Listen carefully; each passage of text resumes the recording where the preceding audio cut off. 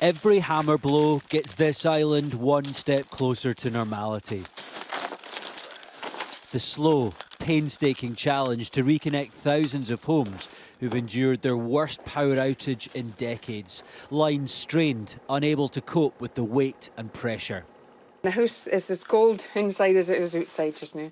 Angela's been cut off since Monday, a long week. No heating, no hot water. No phone signal, so I've not been able to contact anybody to let them know that we're okay. I've got a little camping stove that I've been making cups of tea on. And so in the evening, we're just sitting up there with loads and loads of quilts and blankets. I've got like 2 jumpers on and my jacket.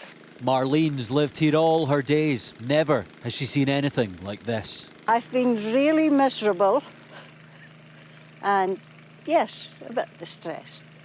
Because the last time it happened, my husband was still alive and it was very different. But when you're a 77-year-old widow on your own, it's a bit more, much more difficult. And it's the vulnerable the agencies are battling to help the longer this lingers on, using places like this to provide food, drinks and company. This is one of the most remote communities in the whole of the UK, but people here are resilient. They're gathering in these emergency shelters, powered by generators, providing a critical lifeline at this incredibly difficult time. It just basically started with my wife going around the doors with a flask, saying, does anybody need hot water for a cup of tea, because we've got gas.